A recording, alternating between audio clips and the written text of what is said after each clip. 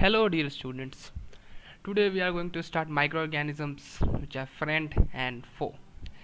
Yes, I also want to tell you that if you have didn't see my first video of chapter 1 food production and management, you must go to the YouTube and type the Achievement Public School, first chapter class science, crops management, and then see. If you have any doubt, please watch that video and then come to this video. Okay? So we are going to what we have to study over here. You can see here learning objective is given. I will show you 1 minute. We have to learn what where do microorganisms live, history of microbiology, types of microorganisms and us, disease caused by microorganisms, vaccination, food preservation, nitrogen fixation, nitrogen cycle. Okay, let's begin. What is microorganisms? The organisms which are too small to be seen by the naked eyes and can't be seen by only a microscope is called microorganisms. नाम से ही पता चल रहा है microorganisms. इसका मतलब क्या है? वैसे ऑर्गेनिज्म जो हम लोग अपने आंखों से नहीं देख सकते हैं, उन्हें सिर्फ माइक्रोस्कोप से ही देखा जा सकता है, वो माइक्रोऑर्गेनिजम्स कहलाते हैं। उन्हीं को माइक्रोब्स भी कहते हैं। अब the study of microbes is called microbiology. ये भी इंपॉर्टेंट लाइन है। उसके बाद क्या क्या है? द साइंटिस्ट, अच्छा हाँ, the scientist who study micro organisms are called microbiologist. तो इस पूरे पैराग्राफ से 3 पॉइंट नोट करने को आया। माइक्रो ऑर्गेनिजम्स क्या होता है, माइक्रो ऑर्गेनिजम्स की स्टडी क्या कहलाती है, और जो उन्हें पढ़ते हैं वो क्या कहलाते हैं। तीनों का आंसर क्या है? Micro organism. जो वैसे ऑर्गेनिज्म जो हम नेकेड आई से नहीं देख सकते हैं, उन्हें देखने के लिए माइक्रोस्कोप चाहिए। पहला पॉइंट क्लियर। दूसरा पॉइंट, उनके पढ़ाई को मतलब माइक्रो ऑर्गेनिज्म के स्टडी को क्या कहते हैं? माइक्रोबायोलॉजी। दूसरा पॉइंट क्लियर। तीसरा पॉइंट, द पर्सन या scientist who study about the microbiology या माइक्रो ऑर्गेनिजम्स क्या कहेंगे? Microbiologist. Okay, let's move ahead. अब आगे क्या क्या पढ़ना है हम लोग को, चलिए आगे बढ़ते हैं। Where do micro organisms live? चलिए बताइए माइक्रो ऑर्गेनिजम्स कहाँ रहते हैं अकॉर्डिंग टू यू। इसका आंसर क्या होना चाहिए? कहाँ रहते हैं माइक्रो ऑर्गेनिजम्स? देखिए, माइक्रो ऑर्गेनिजम्स मेनली एयर में रहते हैं, वाटर में रहते हैं, सॉइल में रहते हैं। ठीक है, ये 3 मेनली पॉइंट। ऐसा नहीं है कि सिर्फ यही रह सकते हैं, और भी बहुत जगह हो सकता है जो हमें पता तक नहीं हो। ठीक है, तो मेनली एयर वाटर सॉइल ही उनका मेन घर है। और देखिए, dead and decaying organic matter भी है इनसाइड बॉडी ऑफ एनिमल्स या ह्यूमंस। चौथा, some micro organism grow on other organism. अच्छा देखिए, ये क्या कह रहा है कि कुछ माइक्रो ऑर्गेनिज्म ऐसे भी हो जो ना एयर वाटर ना सॉइल किसी पे ना रहते हो। ये सब में से वो किसी पे नहीं रहेंगे। वो कहाँ रहेंगे? वो किसी अदर माइक्रो ऑर्गेनिज्म पे। बताइए, किसी अदर माइक्रो ऑर्गेनिज्म पे शेल्टर लेके रह सकते हैं। उसका एग्जांपल दे दिया है कि माइक्रो ऑर्गेनिज्म लाइक अमीबा। ये अमीबा क्या है? ये अकेला रहता है, मे लिव अलोन। वेरियाज, fungi and bacteria may live in colonies, मतलब ग्रुपिंग में। ठीक है, चलिए हम लोग नेक्स्ट पेज पे आते हैं।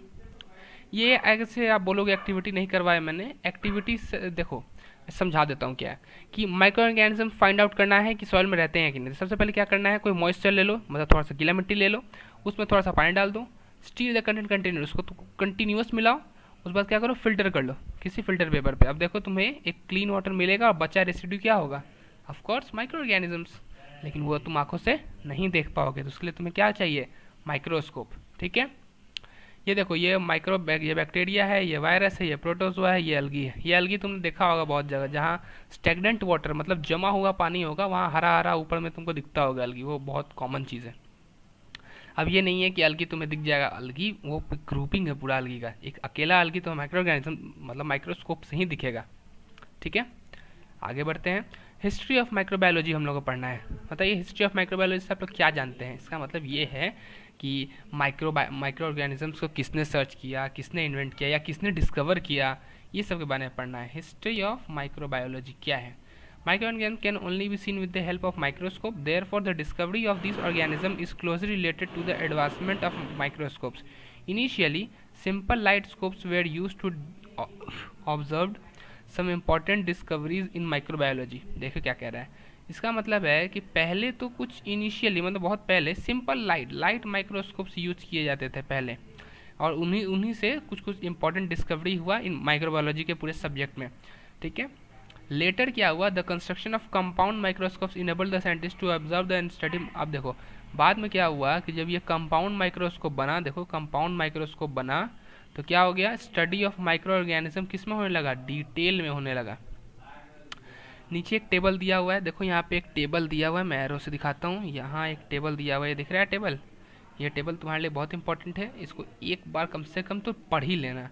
ये टेबल क्या है, मैं एक टेबल पर राउंड मार देता हूँ, ये देखो ये वाला टेबल, ये वाला, ये टेबल देखा जो मैंने अंडरलाइन किया है, ये टेबल एरो कर दूँ, ये देखो ये सारा, ये बहुत इंपॉर्टेंट है। क्यों, देखो इनमें साइंटिस्ट का नाम दिया हुआ है, कौन है ये रॉबर्ट हुक है। रॉबर्ट हुक ने क्या किया था, रॉबर्ट हुक ने 1665 में एक सिंपल माइक्रोस्कोप का डिस्कवरी किया था, और डिस्कवरी करके क्या किया था, स्मॉल हनीकॉम्ब लाइक स्ट्रक्चर बनाया था, और उन्होंने उसे क्या नाम दिया था, सेल नाम दिया था। ठीक है, बहुत बेसिक बात है, याद कर लेना, आगे चल के फ्यूचर में बहुत हेल्प करेगा।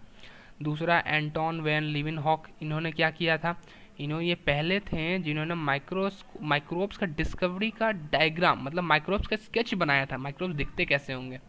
लुइस पाश्चर 18, ये सारा ईयर बहुत इंपॉर्टेंट है बाबू लोग, इंपॉर्टेंट बहुत है। ठीक है, इसका नाम, पूरा ईयर, ये सब एकदम तुम लोग अपने हाईलाइटर से हाईलाइट करके रखो, ये बहुत इंपॉर्टेंट है इनका खोज वो सारा। ठीक है, उसके बाद पढ़ते हैं हम लोग क्या क्या है। देखो यहाँ देखो नीचे में जहाँ पे टाइप्स ऑफ माइक्रो ऑर्गेनिज्म दिया हुआ हो वो पढ़ना है। अभी मैंने ऊपर तुमको बताया भी था, देखो यहाँ दिखाता हूँ, माइक्रो ऑर्गेनिजम्स का टाइप यहाँ दिया, देखो बैक्टीरिया, वायरस, प्रोटोजोआ था ना। अब उन्हीं को अलग अलग कैटेगरी के बेसिस पे उनको हम डिवाइड करते हैं।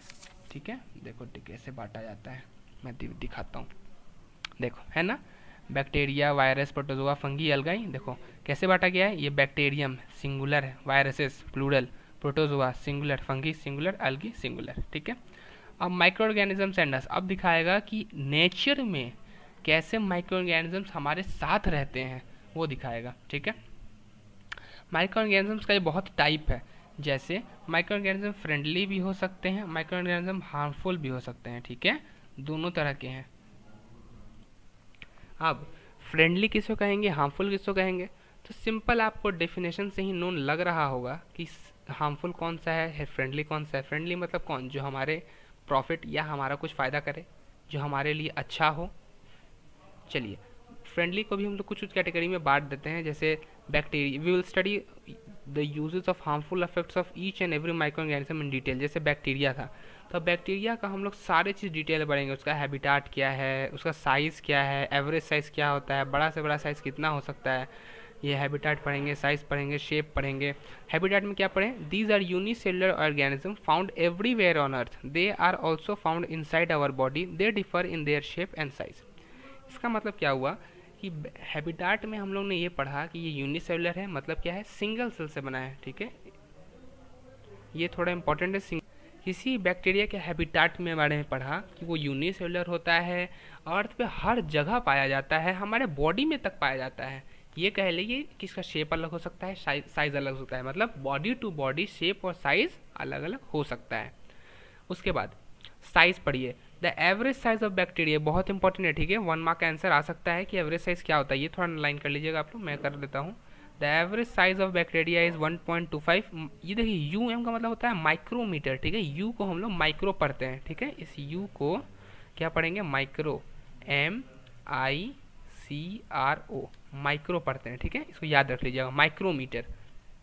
ठीक है, अब अगर मैं पूछूं माइक्रो का वैल्यू बताऊं कितना होता है, तो माइक्रो का वैल्यू होता है, जैसे अगर मैं 1 माइक्रोमीटर पूछूं, 1 माइक्रोमीटर कितना होगा, तो ये होगा 10⁻⁻6 मीटर। ये बहुत इंपॉर्टेंट है, हायर क्लासेस में आपको बहुत हेल्प करेगा। ठीक है, इसको याद कर लो, 1 माइक्रोमीटर का वैल्यू कितना होता है, देखो माइक्रोमीटर ऐसे लिखते हैं। ठीक है, 1 माइक्रोमीटर का वैल्यू होता है 10⁻⁻6 मीटर, याद कर लेना। ओके, शेप पे चलते हैं। शेप कैसा होता है इसका, the shape of the bacterial cells are rod shaped, spherical and spiral. ठीक है, lactobacillus and pseudomonas are the rod shaped. इसका कुछ एग्जांपल दिया हुआ है, कौन कौन सा रॉड शेप्ड होते हैं, कौन कौन सा बैक्टीरियल आपका स्फेरिकल होते हैं, एग्जाम्पल दिया हुआ है। ठीक है, ये फोटो दिया हुआ है आपका। स्ट्रक्चर कैसा होता है, bacteria are single celled organism with a cell wall and a cytoplasm, there is no definite nucleus but nuclear material is present. They can exist as chain and a group of cells. Substance needed for life are absorbed through the cell wall. अब देखिए इसका मतलब क्या हुआ, इसका मतलब हो गया कि बैक्टीरिया सिंगल, हमारा बैक्टीरिया जो है ये सिंगल सेल ऑर्गेनिजम्स होता है। इसमें किससे किससे बना रहता है? सेल वॉल से और साइटोप्लाज्म से। इनका कोई डेफिनाइट न्यूक्लियस नहीं होता है कि इनका एक एवरेज साइज बता दें कि 10⁻² या 10⁻⁻6 मीटर, ऐसा तो कुछ कोई डेफिनाइट साइज नहीं है, ये कह लो। लेकिन उसमें न्यूक्लियर प्रेजेंट रहता है, न्यूक्लियर मटेरियल। न्यूक्लियस का कोई डेफिनेट साइज ना हो लेकिन न्यूक्लियर मटेरियल प्रेजेंट होता है, ये आप लोग को याद कर लेना चाहिए। उसके बाद क्या है? They can exist as chain और ग्रुप ऑफ सेल्स। अब देखो क्या कह रहा है, या तो ये अकेले भी रह सकते हैं या तो पूरे ग्रुप के साथ भी रह सकते हैं। सब्सटेंस नीडेड फॉर, देखो ये कितना अच्छा से कहा है, substance needed for life are absorb through the cell. इसका मतलब क्या हुआ? Cell wall. Substance needed for the life का मतलब क्या हुआ? अगर मैं आपसे पूछूं, अगर मैं आपसे इसी लाइन का मतलब पूछ दूं कि आपके लिए substance needed for the life क्या होगा, ये जो सब्सटेंस है, अगर मैं पूछूं ये सब्सटेंस नीडेड फॉर, आपके लिए ऐसा कौन सा सब्सटेंस है जो आपके लाइफ के लिए नीड रखता है, ज़रूरत रखता है? Of course food. वही कह रहा है। इस टोटल का मतलब क्या हुआ?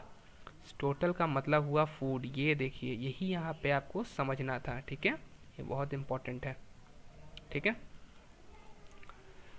ओके, हम लोग आगे बढ़ते हैं।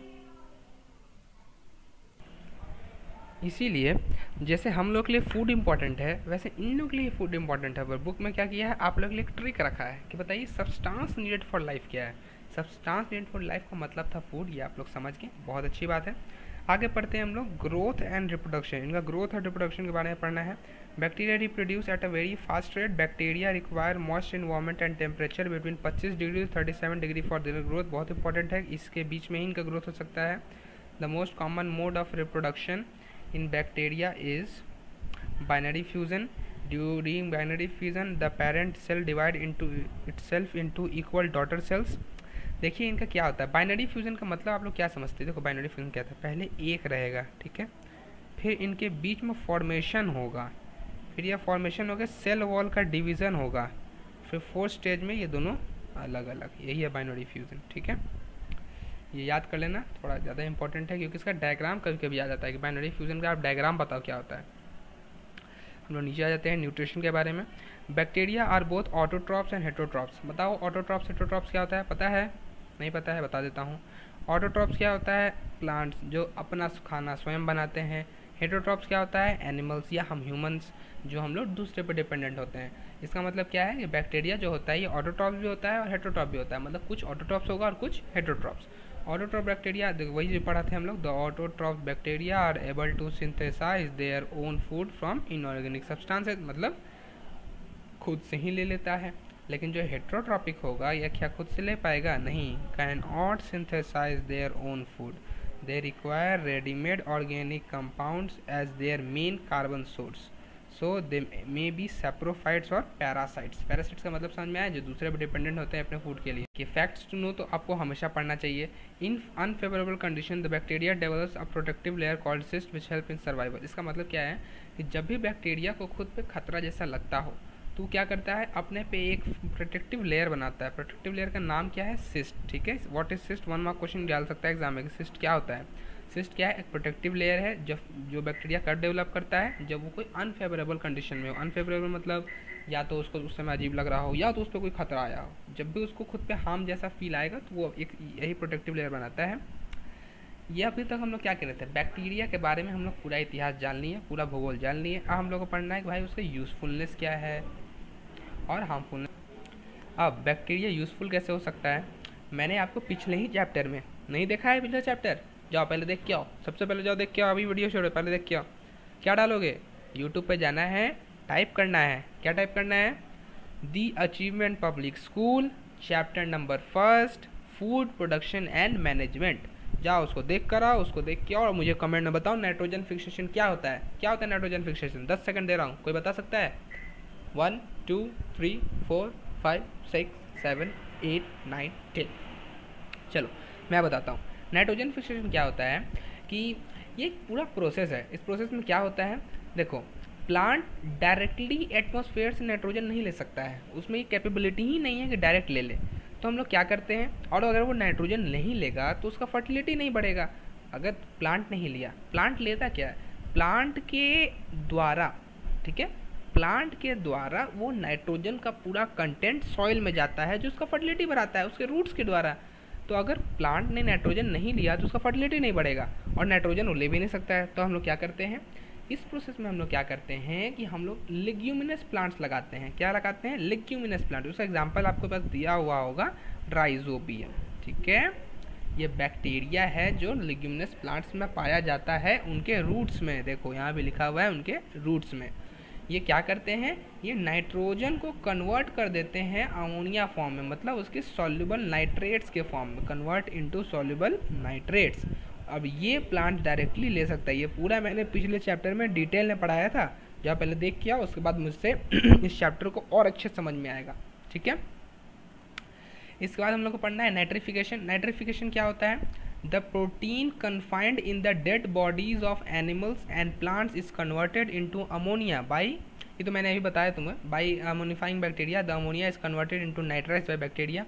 इस पूरे प्रोसेस में हमारा सबसे मेन काम किया राइजोबियम ने। राइजोबियम वही बैक्टीरिया जो हमारे लिए बहुत यूजफुल था, जिसने नाइट्रोजन को अमोनिया में चेंज कर दिया, ठीक है।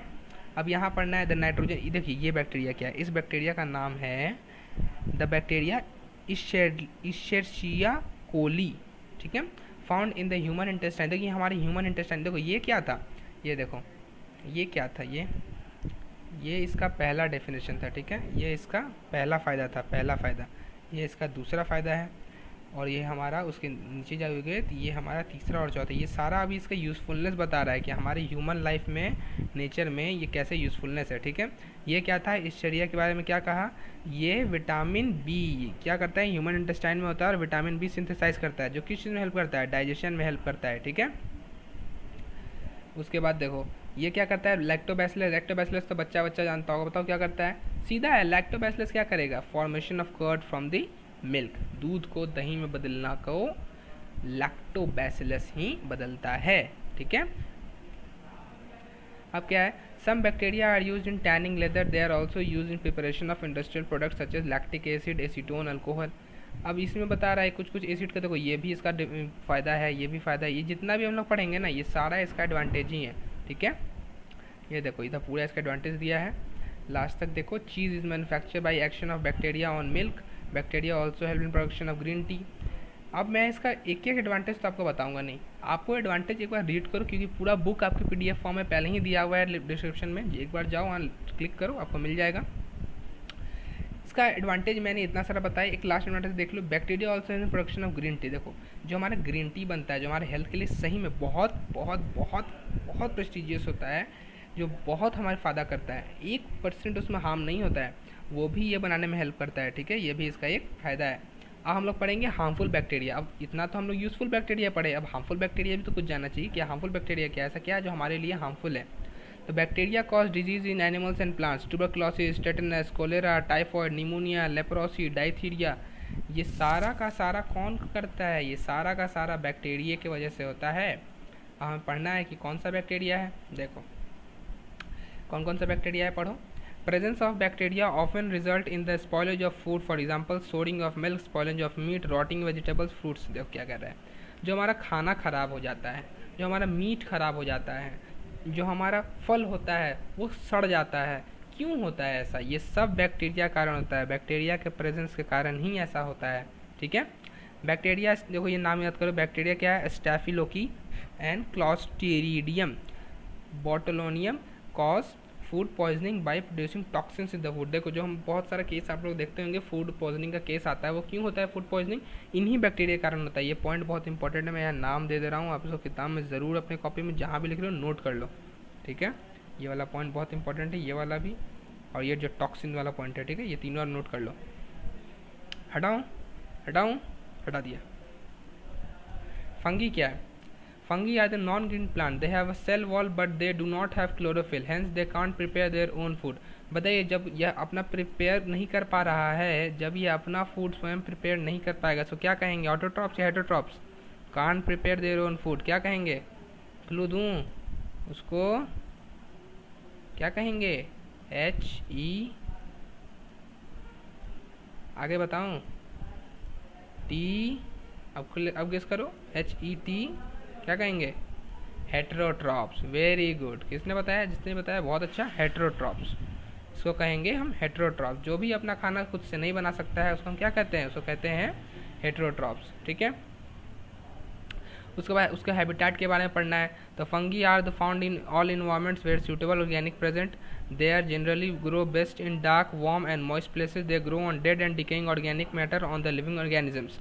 Even damp clothes, old shoes and moist free trunks get covered with the fungi during rainy season. इसका क्या मतलब क्या रहेगा, हमारे यहाँ तक हमारे कपड़ों पे देखो, even are damp clothes, old shoes, पुराने जूतों पे, old shoes and moist free trunk, मतलब जो नमी, जिसमें नमी ना हो, ठीक है, वहाँ पे भी ये फंगाई आ जाता है रेनी सीजन के दौरान, ठीक है। तो ध्यान रखना, अगला बार से जूता पहनना तो देख लेना कहीं फंगी ना घुसा रहे, ठीक है।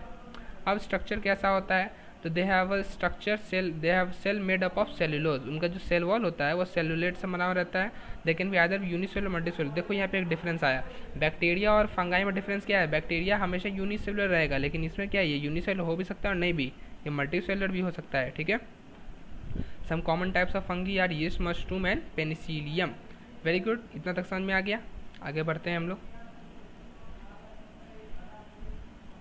Growth and reproduction. The most common methods of reproduction of fungi are budding and spore formation. Yeast produced by budding while the breed mold produced by spore formation. ठीक है, ग्रोथ और रिप्रोडक्शन में क्या पढ़े हम लोग, सबसे कॉमन मेथड है उसका स्पोर फॉर्मेशन, ये उसका सबसे कॉमन मेथड है रिप्रोडक्शन का। यीस्ट भी देखो, यीस्ट क्या करता है, यीस्ट बनता है बडिंग से। देखो दो मेथड हैं ही इसका, या तो बडिंग होगा या तो स्पोर फॉर्मेशन होगा। तो एक एग्जांपल दे दिया है दोनों का। यीस्ट जो होता है ये बडिंग से होता है, बडिंग आपको मैंने बताया है क्या होता है, नहीं बताया तो पिछले तो वीडियो से अभी से कुछ देर पहले जाओ, जहाँ पे मैंने एक फ़ोटो दिखाया था बडिंग का बैक्टीरिया में, वहाँ पढ़ लो। ये बडिंग से होता है यीस्ट, और ब्रेड मोल्ड किसे होता है, स्पोर फॉर्मेशन से, ठीक है। उसके बाद देखो स्पोर फॉर्मेशन से क्या होगा, नीचे जाओ। यूज़फुल, अब देखो फंगी तो हम लोग, अब जैसे हम लोग बैक्टीरिया के बारे में पढ़े तो उसका यूज़फुल और हार्मफुल दोनों पढ़े, और फंगाई के बारे में पढ़ना है। The wine and the bread industry are the two most important industries which make use of fungus yeast. Both yeast industries are based on the fermentation activity of yeast. देखो glucose का yeast के साथ reaction करवा रहा है तो alcohol और carbon dioxide निकल रहा है, यही अल्कोहल हम लोग यूज़ करते हैं एज अ बेवरेज, यूज़ होता है अल्कोहल, ठीक है। ये हमारे स्वास्थ्य के लिए बहुत हानिकारक है, ठीक है। In bakery, carbon dioxide causes the dough to rise and makes bread light and spongy. Yeast is used to make some food stuffs like idli, dosa and dhokla. ये देखो ये आप क्या क्या बनने में मदद करता है, मेडिसिन बनाने में मदद करता है, मशरूम को बनाने में मदद करता है, ठीक है। अभी हमने पढ़ा कि उससे मेडिसिन बन सकता है। उसके बाद क्या पढ़ा, मशरूम को डायरेक्टली फूड के द्वारा हम लोग डायरेक्ट कंज्यूम भी कर सकते हैं, और जैसे कुछ भी फंगी होता है जो मशरूम के फॉर्म में होता है हम लोग उसको डायरेक्ट कंज्यूम कर सकते हैं। पेनिसिलिन जो एंटीबायोटिक है वही फंगी के द्वारा बनता है। ये ऑल्सो हमारा जो dead and decaying organic matter है उसको भी डिकम्पोज करने में हेल्प करता है। उसके बाद बताओ उसमें और किस में मदद करता है, फर्मेंटेशन के प्रोसेस में, जो अभी ऊपर पढ़ा अल्कोहल वाले प्रोसेस में भी हमें हेल्प करता है। ये सब इसका एडवांटेज हो गया। अब इसका डिसएडवांटेज भी हम लोग को पढ़ना चाहिए। डिसएडवांटेज क्या है इसका, डिसएडवांटेज है some fungi spoil food due to fermentation, वही वाला बैक्टीरिया वाला कि फर्मेंटेशन के प्रोसेस से कुछ फूड भी स्पॉइल कर देता है। डैमेज स्टोर्ड फूड बुक्स, हमारे जो बुक्स बहुत दिन से रखा हो या खाना रखा हो उस सबको डैमेज कर देता है। फंगी लाइक पिकीनिया ऑस्लेज कॉज डिजीज इन क्रॉप्स। देखो जो हमारा फूड प्रोडक्शन मैनेजमेंट उसमें मैंने पढ़ाया था ये सब के बारे में, इसी सब के वाले के चलते हम लोग फंगी साइड यूज़ करते हैं, ठीक है। Fungi like arthroderma and microsporum cause disease like athlete's foot ringworm और डिजीज इन ह्यूमन बींग्स। ये जो अर्थोडर्मा है कहीं पढ़ा है इसका नाम, माइक्रोस्पोरम, ये सब क्या करता है, हमारे ह्यूमन डिजीज़ के कारण, जो स्किन डिजीज़ होता है इसी लोग के कारण होता है, ठीक है। और क्या है, fungus cause disease in poultry. Protozoan क्या है, the word protozoan comes from the Greek word proto means first and zoa means animal. हम लोगों ने बैक्टीरिया कर लिया, फंगी कर लिया, दोनों का हार्मफुल और यूजफुल बैक्टीरिया देख लिया, हम आ गए प्रोटोजोआ पे। प्रोटोजोआ क्या है, protozoa, the word protozoan becomes from the Greek word proto means first, zoa means animal, मतलब first animal. These are the simple unicellular micro organism with animal like structure, movement and capturing food. देखो उनका क्या होता है, इनका एक false food होता है, मतलब जो फुट होता है इनका आपको पैर नहीं दिखेगा और एकदम एक ग्रुपिंग में चलते हैं और अपने खाने को अपने अंदर, देखिए यहाँ पे दिख रहा होगा आपको, ये देखिए इनका जो ये है क्या, इनका ये खाना है, इनका खाना बीच में रहता है और ये पूरा एकदम एक ग्रुपिंग में चलते हैं, ठीक है। There habitats include fresh water, salt water, soil. देखो कहाँ कहाँ रहता है, फ्रेश वाटर में रहता है, सॉल्ट वाटर पे रहता है, सॉइल पे रहता है, किसी अदर ऑर्गेनिज्म के बॉडी पे भी रहता है जिसको पैरासाइट कहते हैं, मैंने बताया था। पैरासाइट्स क्या होता है, जो दूसरे पे डिपेंडेंट रहता है, किसी दूसरे के बॉडी पे रहता है, ठीक है। अब उसका फ़ोटो दिया हुआ है, दो तरह का प्रोटोजोआ का, पैरामीशियम और यूग्लेना। ये बस आप लोग को देख लेना है, याद कर लेना है, क्योंकि स्ट्रक्चर कभी कभी आ सकता है। स्ट्रक्चर अब उसके बारे में पढ़ना है कि ये होता क्या है। स्ट्रक्चर क्या है, दीज आर द यूनिसेलुलर, देखो ये भी क्या है, यूनिसेलुलर होता है, ठीक है। अब इसका एग्जांपल दे दिया है, amoeba, paramecium, euglena, common protozoa. Size क्या होता है, 2 to 200 माइक्रॉन्स, ठीक है। न्यूट्रिशन क्या होता है, they have different mode of nutrition, some are holozoic मतलब एनिमल लाइक, और some of saprophytic living dead and decaying organic matter. Euglena is an exception, देखो यूग्लिना एक्सेप्शन, ये याद करो, जब भी एक्सेप्शन वर्ड आपको जहाँ भी दिखे इसको तो एकदम रट जाओ, euglena is an exception. It has holophytic nutrition in light, some forms live in symbiosis with other organisms, ठीक है। उसके बाद क्या है, रिप्रोडक्शन, इनका रिप्रोडक्शन कैसे होता है, रिप्रोडक्शन प्रोसेस क्या है इनका, reproduction, the protozoan reproduce by the binary fusion. देखो अभी तक हमने बैक्टीरिया पढ़ा, फंगी पढ़ा, नोट कर लो इस सब पॉइंट को, क्योंकि एक साथ सबको याद करना में थोड़ा दिक्कत होगा, लेकिन एक बार में अगर पॉइंट बाय पॉइंट याद करो तो बहुत आसान होगा। रिप्रोडक्शन पॉइंट में क्या पढ़ा, या फंगाई हो, या प्रोटोजोआ हो, या हमारा बैक्टीरिया हो, सबका एक कॉमन पॉइंट क्या था, बाइनरी फ्यूजन। सबका कॉमन पॉइंट था कि बाइनरी फ्यूजन से होता ही होता है, और बडिंग भी था, स्पोर फॉर्मेशन भी था, पढ़ा था। तो कितना आसान है इसको याद करना। जब हम लोग बैक्टीरिया पढ़ रहे थे तो उसमें सिर्फ क्या था, बाइनरी फ्यूजन था, ठीक है। जब हम लोग फंगाई में आए तो उसमें बडिंग भी आया और स्पोर फॉर्मेशन भी आया। जब हम लोग इसमें रिप्रोडक्शन किसमें आ गया हम लोग का, प्रोटोजोआ में, तो इसमें तीनों का तीनों आ गया, ठीक है। तो ऐसे याद करने में आसानी होगा। इसका एग्जांपल क्या है, amoeba reproduces bye binary fusion. Binary fusion बताया था ना, एक पेरेंट सेल होगा, उसके अंदर 2 ठो अंडे, मतलब जो भी उसका 2 ठो छोटा छोटा एग होता है वो डेवलप होता है, फिर वो एक अलग अलग बॉडी बनाता है, फिर वो बॉडी अलग अलग हो जाता है। ये देखो, ये अलग बॉडी है, ये अलग बॉडी है, ठीक है। हम लोग क्या पढ़ेंगे, इसका प्रोडक्ट जो यूजफुल होगा और जो हमारे लिए हार्मफुल होगा। Some living protozoa form an important link of aquatic food chain, they need on algae and are in turn eaten by the. देखो ये क्या कह रहा है, जो फ्री लिविंग प्रोटोजोआ तब क्या करता है, एक लिंक बनाता है एक्वेटिक फूड चेन का। ये कैसे करता है, ये क्या करता है, ये अल्गी को फीड करता है, मतलब अल्गी को खाता है, और अल्गी क्या करता है, इन टर्न अल्गी को कौन खाता है, बिगर एनिमल्स। इससे क्या है, एक पूरा एक्वेटिक चेन मेंटेन रहता है, ठीक है। Protozoa feed on fungi and bacteria which decompose organic matter. ये क्या करता है, ये क्या खा के जिंदा रहता है, ये फंगी खा के और बैक्टीरिया खा के जिंदा होता है, और ये किससे बनता है, डिकम्पोज ऑफ ऑर्गेनिक मैटर, ठीक है। इससे क्या है, ये हमारा एक नेचुरल साइकिल भी बना रहता है। नहीं तो अगर इसको कोई खाने वाला नहीं रहता तो फंगी तो इतना बढ़ जाता कि हम लोग कभी फंगी दुनिया में खत्म ही नहीं होता। इससे क्या, एक साइकिल बना रहता है। अब protozoa constitute an important step in waste degradation. जो वेस्ट डिग्रेडेशन होता है उसमें भी एक इंपॉर्टेंट स्टेप रोल करता है। Some protozoa live in the body of other. देखो इसको क्या कहते हैं, सिम्बायोसिस रिलेशनशिप या parasites. Protozoa are use as research material for the वेरियल। अब देखो इसको एक रिसर्च मटेरियल की तरह भी यूज़ किया जाता है, किसके लिए, बहुत सारे बायोलॉजिकल एक्टिविटी के लिए, ठीक है। ये सारा तो इसका हमारा एडवांटेज हो गया, जो हम लोग इससे एडवांटेज मिलता है। अब हार्मफुल क्या क्या है, ये अब हार्मफुल के बारे में हम लोग पढ़ते हैं। Some amoeba live in large intestine of humans which causes bleeding and diarrhoea. देखो डायरिया के पीछे भी अमीबा का कारण है, ठीक है। ये डायरिया के पीछे भी अमीबा का कारण होता है, ये बहुत इंपॉर्टेंट लाइन है, ठीक है। डायरिया का हम लोग स्पेशल है, ये बहुत पार्टिकुलर डिजीज़ नहीं है कि डायरिया बहुत पार्टिकुलर रेयर है। डायरिया होता है गंदा पानी पीने से, ऐसे लोग बोलता है, लेकिन गंदा पानी पी के होता क्या है, वो हमारे इंटेस्टाइन को अफेक्ट करता है, इसमें अमीबा होता है। A worm like protozoan transponoma lives in the bloodstream of human beings, cattle of wild animals. It causes disease like African sleeping sickness. ये देखो क्या है, इसका नाम है ट्राइपनोसोमा। क्या होता है, ये ह्यूमन डिजीज में और कैटल और वाइल्ड एनिमल्स दोनों में होता है। इससे दिक्कत क्या है, ये प्रॉब्लम कराता है एक बीमारी जिसका नाम है अफ्रीकन स्लीपिंग सिकनेस। अगला में आ जाइए, Plasmodium is a common protozoan parasite that cause malaria. देखो मलेरिया के लिए भी बैक्टीरिया ही प्रोटोजोआ रिस्पॉन्सिबल है। क्या नाम है उसका, प्लाज्मोडियम, ठीक है। याद कर लो प्लाज्मोडियम क्या होता है। प्लाज्मोडियम क्या होता है, जो मलेरिया के लिए रिस्पॉन्सिबल होता है, ठीक है। 1 मार्क क्वेश्चन आ सकता है, प्रोटोजोआ रिस्पॉन्सिबल है, आप लोग याद कर लेते होंगे, मुझे पता है। अलगी क्या है, अब हम लोग अलगी पे आ जाते हैं। Algae are small plant like organism which contain chlorophyll but are without root, stem और लीव्स। अलगी में भी यूनिसेलुलर और मल्टीसेलुलर और फिलामेंटस और ब्रांच्ड। देखो यूनिसेलुलर क्या होता है, एक सेल का बना हुआ। मल्टीसेलुलर क्या होता है, एक से ज़्यादा सेल का बना हुआ। और फिलामेंटस या ब्रांच्ड क्या होता है, फिलामेंटस जिसका मतलब उसमें सिर्फ फिलामेंट्स होंगे, कोई ब्रांच नहीं, या सिर्फ ब्रांच हुआ कोई फिलामेंट्स नहीं, ठीक है।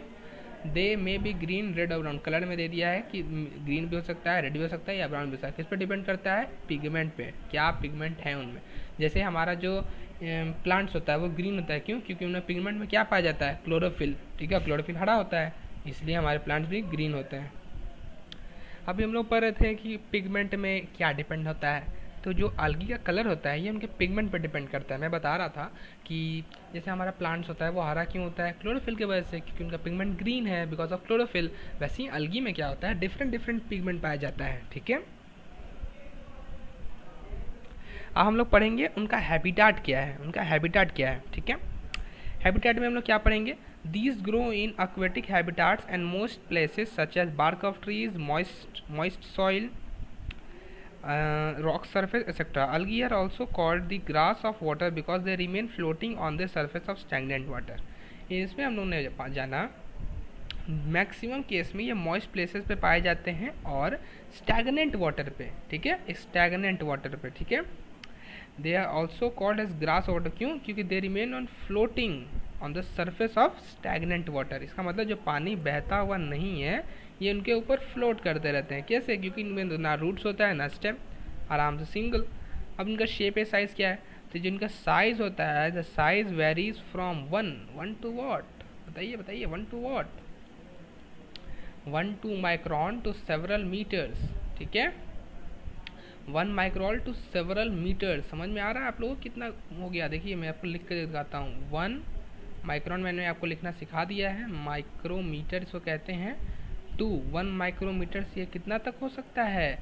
7 मीटर्स। सोचो, इतना सोचो, ये कितना छोटा से कितना बड़ा तक का यूनिट बता रहा है आपको।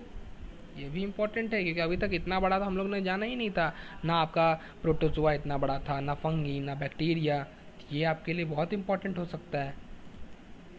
अब इनके स्ट्रक्चर के बारे में कुछ पढ़ते हैं। इनका स्ट्रक्चर कैसा होता है? They may be found in colonies as they form in multi cellular filaments.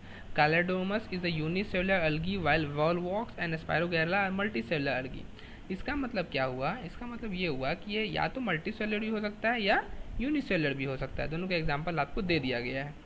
ये कैलेडोमस का स्ट्रक्चर है जो आपको बहुत इंपॉर्टेंट है। ठीक है, इसको VI जैसा आप याद कर लो, ये एग्ज़ाम में आ सकता है। ठीक है, ये स्ट्रक्चर बहुत इंपॉर्टेंट है, हर डायरेक्शन से बहुत इंपॉर्टेंट है। ठीक है, इसे हम लोग पूछते हैं कौन सा एंगल से ये इंपॉर्टेंट है। ये सारे एंगल से इंपॉर्टेंट है। ठीक है, इसको अच्छे से पढ़ लेना। चलो हम लोग इसके आगे बढ़ते हैं। इसके बाद क्या है? इसके बाद ये वॉल्वस का स्ट्रक्चर है, स्पायरोगैरा का। न्यूट्रिशन के बारे में पढ़ना है। algae can prepare their food with the help of chlorophyll. Chlorophyll की मदद से अपना खाना बनाता है। और they are the major food producers for aquatic environment. aquatic environment के लिए बहुत मेजर फूड प्रोड्यूसर्स है। ठीक है, उसके बाद क्या है? उसके बाद हम लोग को पढ़ना है reproduction. The algae reproduce by binary fission. Binary fission जैसा हमारा हम लोग पढ़े थे। While some algae reproduce sexually, मतलब या तो सेक्सुअली रिप्रोड्यूस करेंगे या बाइनरी फिजन से। ठीक है, यूजफुल algae के बारे में पढ़ना है कि जैसे हम अभी तक पढ़ा था यूजफुल, हार्मफुल। अब ये क्या है? अभी हम लोग पढ़ रहे थे कि algae का यूजफुल क्या क्या फीचर्स है जो हमारे लाइफ या हमारे नेचर में हमारे लिए यूजफुल है। ठीक है, अभी हमने जाना कि हमारा जो algae है वो सबसे पहले क्या होता है? यूनिसेलुलर होता है, मल्टीसेलुलर भी हो सकता है। अलग अलग फीचर भी, जैसे हम लोग यहाँ हम लोग पढ़ रहे थे। देखो यहाँ यूनिसेलुलर algae होता है और वॉलवॉक्स जो होता है वो मल्टीसेलुलर होता है। देखो मैं 2 मिनट के लिए आपको दिखा देता हूँ। ये पेज देखो, वॉलवॉक्स है ना। चलो आगे हम पढ़ रहे थे उसका इंपॉर्टेंस क्या है, उसका यूजफुलनेस क्या है, पढ़ते हैं। Blue green algae create suitable conditions for the growth of other organisms. They also produce oxygen during photosynthesis. देखो ब्लू ग्रीन algae क्या है? सबसे मेजर रोल क्या है इसका? फोटोसिंथेसिस के टाइम ये ऑक्सीजन को बनाता है। ठीक है, प्रोड्यूस करता है। Many blue green algae provide food to several aquatic animals. और ब्लू ग्रीन algae जो है वो aquatic एनिमल को बहुत फूड भी प्रोवाइड करता है। ठीक है, और क्या है? Some blue green algae kill the mosquito larva and thereby prevent the spread of malaria. देखो मलेरिया के स्प्रेड से भी बचाता है। कैसे? क्योंकि वो जो मॉस्किटो का लार्वा है उसको वो ख़त्म कर देता है, किल कर देता है। उससे बस हम लोग उससे मलेरिया कंटेंट्स भी घट जाता है, उसका खतरा भी घट जाता है। ब्राउन algae क्या करता है? Brown algae most important source of sodium है, पोटाशियम है, आयोडीन है। मतलब जो ये 3 मेटल्स हैं, ये 3 एलिमेंट्स, ये तीनों एलिमेंट का ये मेजर इंपॉर्टेंट सोर्स है। ठीक है, most important source. Iodine is obtain from algae is called kelp. देखो केल्प नामक ये जो algae है इससे आयोडीन हमें मिलता है। Some blue green algae like nostoc and anabaena are the important in fixation of what? Fixation of बताओ फिक्सेशन ऑफ क्या बताया था, फर्स्ट चैप्टर में ही बताया था, अभी बताया नाइट्रोजन, नाइट्रोजन फिक्सेशन टॉपिक पढ़ाया था, वही है, एटमॉस्फेरिक नाइट्रोजन को फिक्स करने में भी हेल्प करता है। अब हार्मफुल फंगी क्या है, हार्मफुल फंगी में आ जाएगा algae utilise oxygen present in the water and thus oxygen level on the water decreases.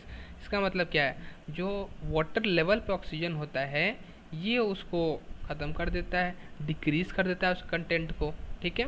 More over these algae compete with other aquatic animals to get nutrients. Some algae such as Coryphus or Oscillaridia produce toxins that can affect the nervous system of higher organisms. ये देखो, ये जो कोरोकस नाम का bacteria है, जो अलगी है, ये क्या करता है, ये एक ऐसा टॉक्सिन क्रिएट करता है जो पूरे के पूरे नर्वस सिस्टम के लिए, जो हमारे हाई ऑर्गेनिज्म जैसे फिश हो गया, बर्ड हो गया, मराइन मैमल्स हो गया, इन सब का हाई जो नर्वस सिस्टम है उस पर जाके अफेक्ट करता है और डायरेक्टली या इनडायरेक्टली उनको भी ख़त्म कर देता है। सोच लो ये छोटा सा अलगी कितना खतरनाक हो सकता है। आगे क्या है, वायरस के बारे में पढ़ना है।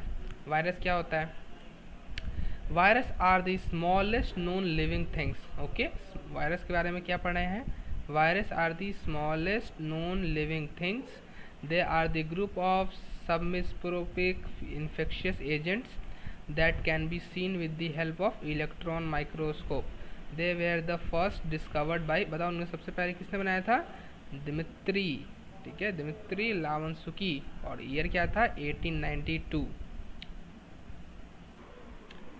देखो हम लोग कहाँ गए, अब आगे हम लोग नेम ऑफ द होस्ट या उसके डिजीज कॉस्ट, मतलब अब हम लोग क्या करेंगे, वायरस का नाम और उससे क्या डिजीज होता है वो, ठीक है। ये वाला भी जैसे मैंने वो पहले बताया था, हर डायरेक्शन से, ईस्ट देख लो, वेस्ट देख लो, नॉर्थ देख लो, साउथ देख लो, हर डायरेक्शन से ये बहुत इंपॉर्टेंट है।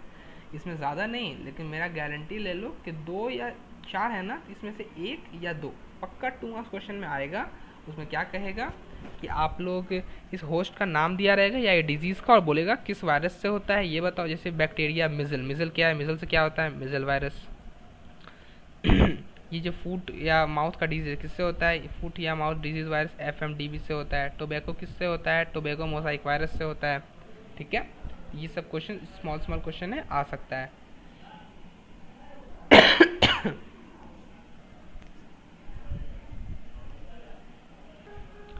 अब देखिए हम लोग को उनका हैबिटेट के बारे में पढ़ना है, साइज के बारे में पढ़ना है और न्यूट्रिशन के बारे में। तो हैबिटेट क्या है, virus inhabited inside the cells of plants, मतलब प्लांट, एनिमल्स और ह्यूमन बींग्स के सेल के अंदर वायरस रहता है। साइज क्या है, the size of the virus ranges from 0.015 to 0.2 micron.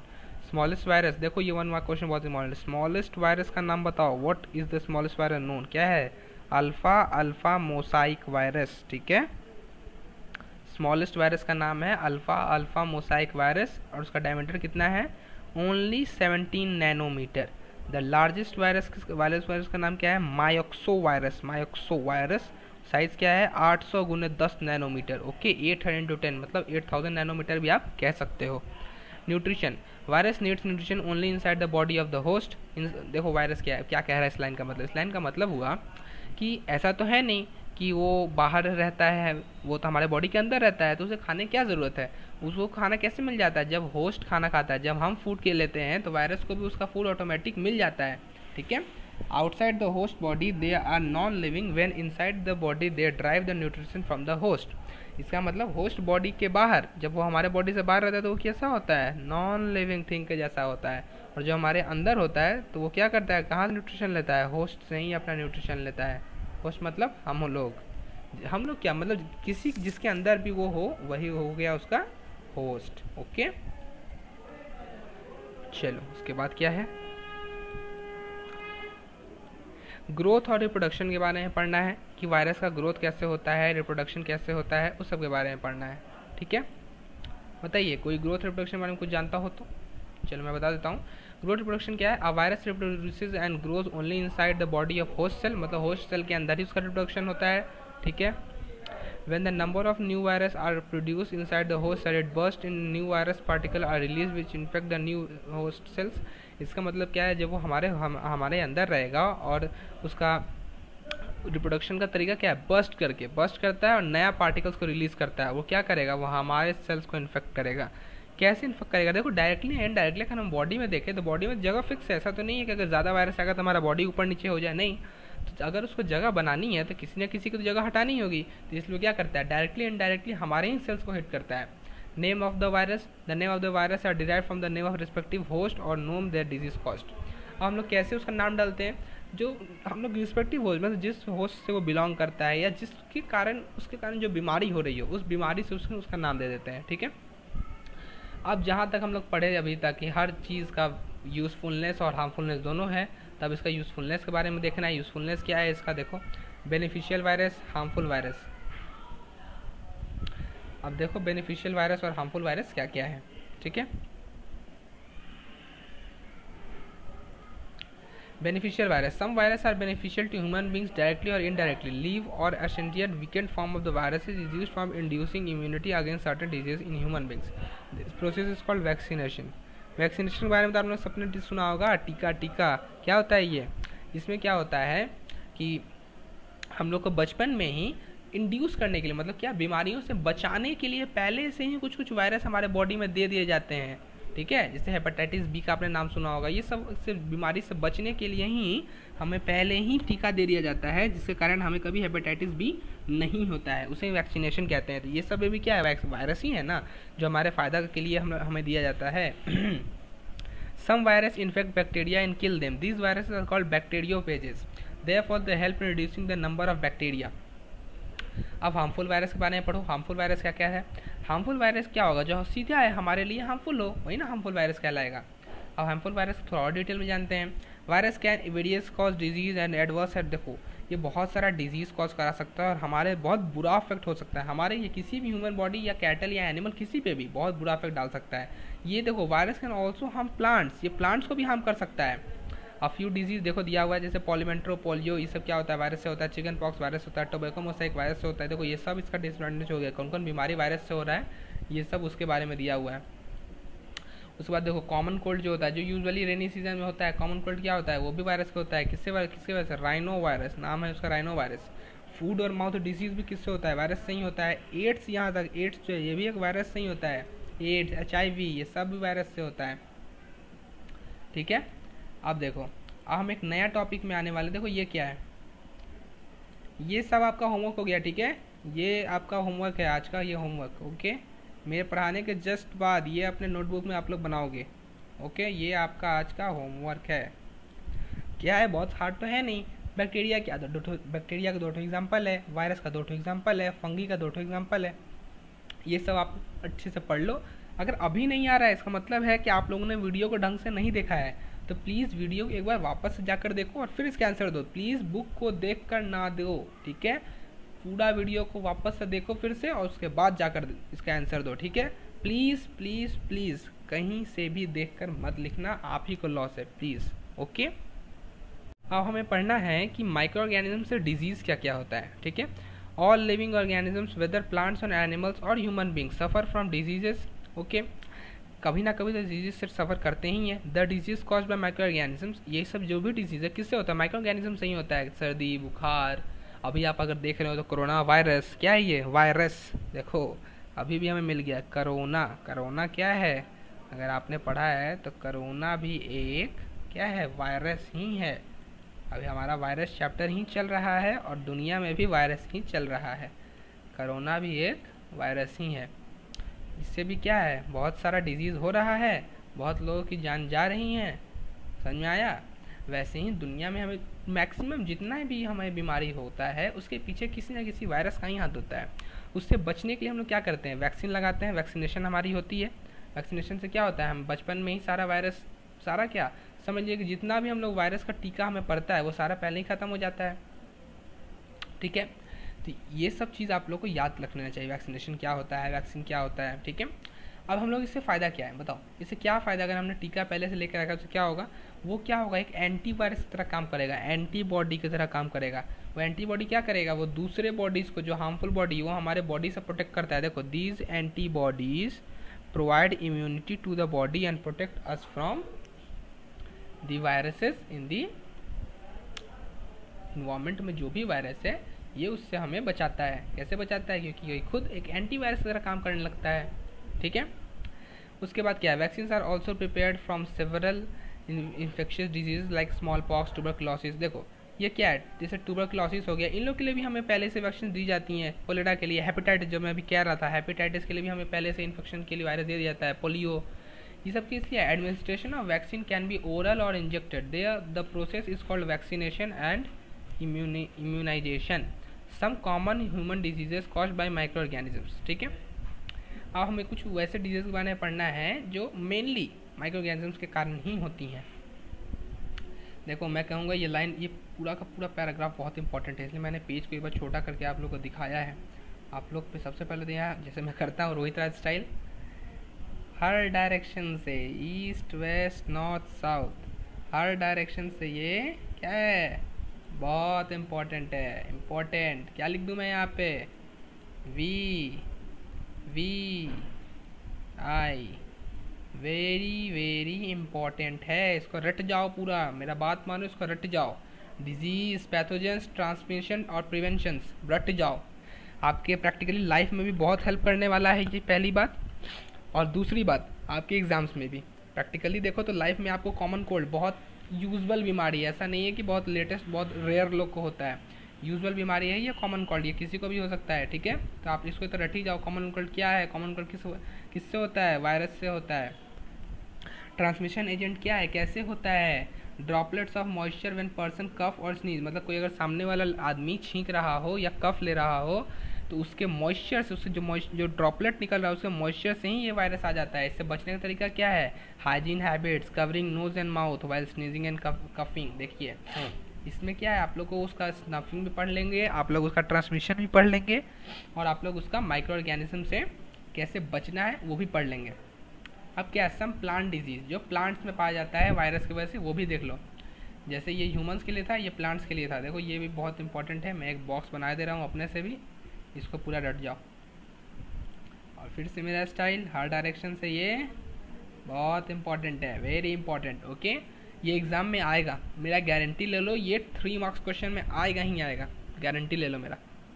नहीं आया तो बोलना कि रोहित भैया नहीं आया, ये एग्ज़ाम में आपके यहाँ नहीं आने वाला है।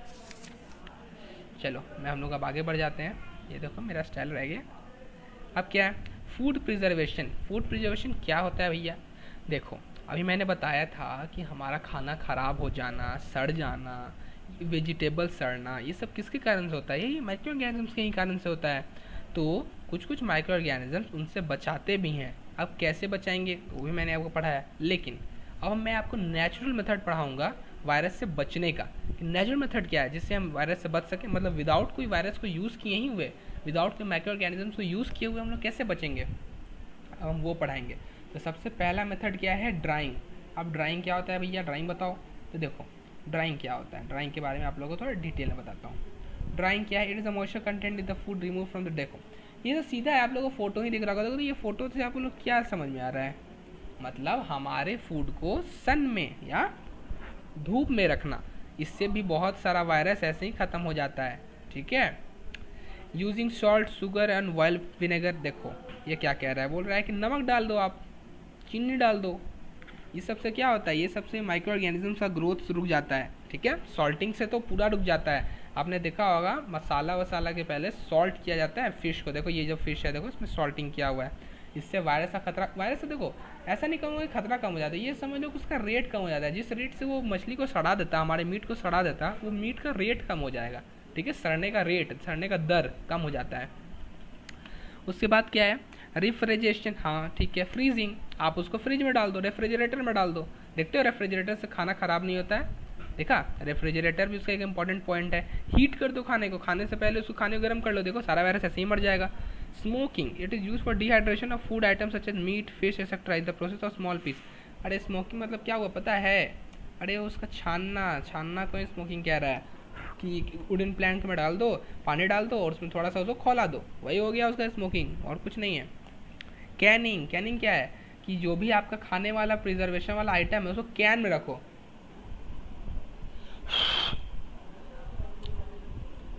कैंड फूड क्या होता है, जल्दी ख़राब नहीं होता है टेंट कंटेनर का। आपने देखा होगा जो बेवरेजेस आते हैं, बेवरेजेस मैक्सिमम क्या होता है, जो कैन वाला होता है, आप लोगों ने पढ़ा होगा कैन वाला बेवरेज, ये कोको कोला, स्प्राइट, इससे क्या होता है, कैन में क्यों दिया जाता है, क्योंकि वो लॉन्ग ड्यूरेशन ऑफ टाइम के लिए वायरस से बच के रहता है। यूज़ ऑफ केमिकल प्रिजर्वेशन, ये क्या क्या है, कौन कौन सा केमिकल है, देखो ये सब नाम याद कर लो, बहुत इंपॉर्टेंट है, मैं अंडरलाइन करते जा रहा हूँ। Common chemicals use as preservatives are sodium benzoate और सोडियम मेटाबाइसल्फाइट। आप लोगों का स्ट्रक्चर तो पूछा नहीं जा रहा है, इसका बहुत बड़ा स्ट्रक्चर होता है, पिक्चर जैसा बनाने को मिल जाता है, लेकिन आप लोग क्लास में ये हर क्लास में पढ़ना है, इसलिए अभी आप लोग इसका नाम बस याद कर लो, इतना तो याद कर सकते हो तुम लोग, सिर्फ नाम तो याद करना है, ट्राई करो याद हो जाएगा। अब फूड प्रिजर्वेशन का एडवांटेज पढ़ो कि उसका एडवांटेज क्या क्या होता है। सबसे पहला एडवांटेज है फूड प्रिजर्वेशन जो होता है हमारे खानों को सड़ने से बचाता है, स्टोरेज पीरियड को बढ़ा देता है, availability of out of season of food materials. उसके बाद क्या है, availability of perishable food materials at very distance places. इसका मतलब क्या है कि आप अपने खाने को दूर जगह तक लेके जा सकते हैं, वो भी बचा कर, कोई सड़ने मरने का खतरा नहीं है। अब हम लोग और पढ़ते हैं नाइट्रोजन फिक्सेशन, हमारा फेवरेट टॉपिक। नाइट्रोजन फिक्सेशन के बारे में तो आप लोग को मैंने बताया था। नाइट्रोजन फिक्सेशन क्या टॉपिक था, जिसमें हमारा प्लांट्स लेग्यूमिनस, जो हमारा सॉइल है उसमें हम लोग लेग्यूमिनस प्लांट्स का यूज़ करके नाइट्रोजन को अमोनिया के फॉर्म में कन्वर्ट कर देते हैं और वो सॉइल इनटेक करता है, जिससे उसका फर्टिलिटी बढ़ जाता है, यही था। अब इसमें अलग टॉपिक बताएगा कि हम लोग किस बैक्टीरिया का यूज़ करते हैं, तो हम लोग उसमें राइजोबियम का यूज़ करते हैं। आप लोग अगर पढ़े होंगे तो यहाँ पे राइजोबियम आप लोग को दिख जाएगा, राइजोबियम का यूज़ करते हैं। और क्या होता है, नाइट्रोजन फिक्सेशन बाय लाइटनिंग, देखो ये भी बहुत इंपॉर्टेंट है। जो हम लोग का बिजली गिरता है ना, बिजली जो हमारा, जो आपने कभी सुना होगा कि बिजली गिर गई, उससे भी हमारा फर्टिलिटी जो नाइट्रोजन का कंटेंट है ना, उससे भी देखो क्या होता है। आप लोगों ने सुना होगा कि जो अर्थ होता है या हमारा सॉइल होता है, जो लैंड होता है, very good conductor of heat and electricity होता है। जब लाइटनिंग ऊपर से आती है तो बहुत हाइट से आती है ना, ऊंचाई से आती है ना, तो अपने साथ बहुत सारा कंटेंट्स लेकर आती है, जैसे नाइट्रोजन को लेकर आती है, और जब वो ज़मीन को टच करेगी तो नाइट्रोजन डायरेक्ट क्या हो जाता है, ज़मीन में चला जाता है, ठीक है, इससे भी हम लोग डायरेक्ट हो जाता है। आर्टिफिशियल फिक्सेशन ऑफ नाइट्रोजन क्या होता है, अब ये एक तो बहुत आसान सा भाई बात है, एक हैबर्स प्रोसेस ऑफ अमोनिया है। ये क्या है ना कि एक साइंटिस्ट है हैबर, इन्होंने एक अमोनिया बनाने का एक प्रोसेस बताया कि हाइड्रोजन का रिएक्शन करा दो नाइट्रोजन का हाई प्रेशर और हाई टेम्परेचर पे। देखो मैंने पढ़ा हुआ है इसलिए मुझे पता है, hydrogen under high pressure and temperature yield ammonia bye Haber's process, ठीक है। ये भी सीनियर क्लास में आप लोगों को पढ़ना है कि आपसे पूछेगा कि हैबर्स प्रोसेस का बताओ कैसे हैबर्स प्रोसेस बनता है, ठीक है, what is Haber process of ammonia. तो आपको लिखना होगा कि हाइड्रोजन और नाइट्रोजन का reaction at very high temperature and pressure को ही हम लोग हैबर्स प्रोसेस कहते हैं। हम लोग आ जाते हैं नाइट्रोजन साइकिल पे। The circulation of nitrogen through the living and non living components of biosphere is called nitrogen cycle. Nitrogen cycle maintains the present of nitrogen in the atmosphere. Nitrogen cycle क्या है, mainly क्या nitrogen content को maintain करने में मदद करता है। और ये कैसे करता है, तो मैंने आपको बताया था, नाइट्रोजन को कन्वर्ट कर देता है इनऑर्गेनिक कंपाउंड जैसे उसका अमोनिया में, और उसके बाद सॉइल इसको ले लेता है। देखो when plants and animals eventually die the nitrogen compounds are broken down to give ammonia, और ammonia direct process soil intake कर सकता है। ये देखो ये प्रोसेस देख लो, देखो क्या हुआ। सबसे पहले बारिश हुई, या देखो या तो ये आपका हुआ, देखो ये प्रोसेस बहुत अच्छा, आप लोग को ऐसे ही याद हो जाएगा। ये देखो मैंने आपको कैसे दिखा दूँ, मैं आपको पेंसिल से ही दिखाता हूँ, ओके।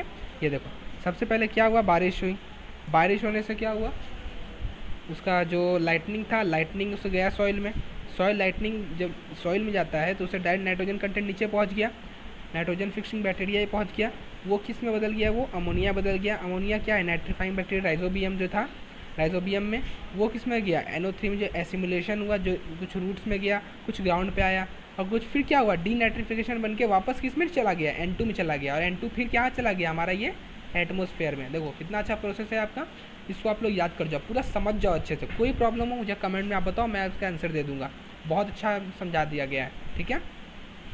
ये देख लो, ये डीनाइट्रिफाइंग बैक्टीरिया यहाँ पे बहुत इंपॉर्टेंट काम कर रहा है, ये नाइट्रीफाइंग बैक्टीरिया, इसको भूल मत जाना, ठीक है। नाइट्रीफाइंग बैक्टीरिया पहले क्या किया, अमोनिया को NO3 में कन्वर्ट किया, जो उसका एसिमुलेशन किया, रूट्स में गया, और उसी में फिर डीनाइट्रिफिकेशन बैक्टीरिया भी आया, जो क्या किया, N2 बताया। अब भैया को बोलोगे भैया डीनाइट्रिफिकेशन बैक्टीरिया का एग्जाम्पल दो ना, ये देखो यहाँ पे इसका एक एग्जाम्पल दिया है, क्या है, सीडोमोनास, ठीक है। तो क्या पढ़ते हैं, सीडोमोनास, ठीक है। अब चलो इसका कीवर्ड्स जान लो, micro organism, vaccine, pasteurisation, nitrogen fixation पता है। माइक्रो ऑर्गेनिज्म क्या होता है, जो हम नेकेड आइज से नहीं देख सकते हैं। वैक्सीन क्या होता है, जो हमें किसी वायरस लगने से पहले दी जाती है एज ए एंटीबॉडी काम करे हमारे वायरस से हमें बचाए। पास्चुराइजेशन क्या होता है, हीटिंग और कूलिंग को ही पास्चुराइजेशन कहते हैं।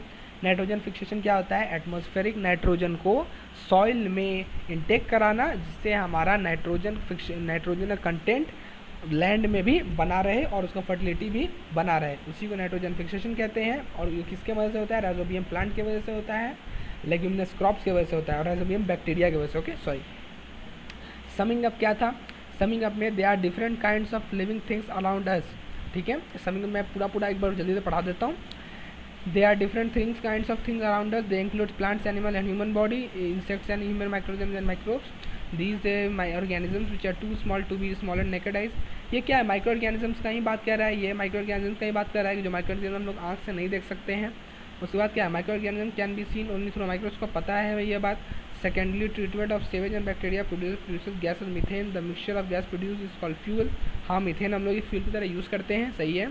Fungi are non green plant, they have a cell wall but they do not have a chlorophyll, hence they can't prepare their own food. यही मैंने आपसे पूछा था, याद कर लीजिए, पीछे आप जाके देख लो। इसको क्या कहते हैं हम लोग, heterotrophs. algae are the small plant like structure which contain chlorophyll, और क्या क्या होता है उसमें, बट विदाउट रूट, स्टेम्स और लीव्स। ठीक है, और उसमें यूनिसेलुलर भी हो सकता है, मल्टी सेलुलर भी हो सकता है, फिलामेंटस या ब्रांच, मतलब एक सेल वाला, बहुत सेल वाला, ये सिर्फ फिलामेंट्स या सिर्फ branched. Viruses are the smallest, virus क्या है, स्मॉलेस्ट नोन थिंग्स है। They are the sub group is some microscopic infectious agents and can be seen only with the electron microscope. और सबसे पहले किसने डिस्कस किया था इसे, दिमित्री 1892 में, Dmitri Ivanovsky. All living thing whether plants और एनिमल्स और human beings at one time, देखो कोई ना हो, वो एक ना एक टाइम तो डिजीज़ वायरस से ग्रसित हो गए, कोई ना कोई बीमारी उससे आएगी ही, तो उस समय उससे कौन बचाता है हमें, वैक्सीन बचाता है, वैक्सीन। हम लोग आ गए प्रिजर्वेशन में, फूड आइटम जो भी होता है वो ख़राब ना हो जाए, उससे हमें कौन बचाता है, उससे भी हमें वायरस बचाता है, लेकिन हम लोग उससे नेचुरली बच सकते हैं। क्या उसको सन में रख दो, उससे ही बच जाएगा, उसको रेफ्रिजरेटर में रख दो, उससे ही बच जाएगा, उसमें कुछ केमिकल प्रिजर्वेटिव डाल दो, जैसे मैंने बताया नाइट्रोजन बाइसल्फेट, पता था नाइट्रोजन मेटा बाइसल्फेट।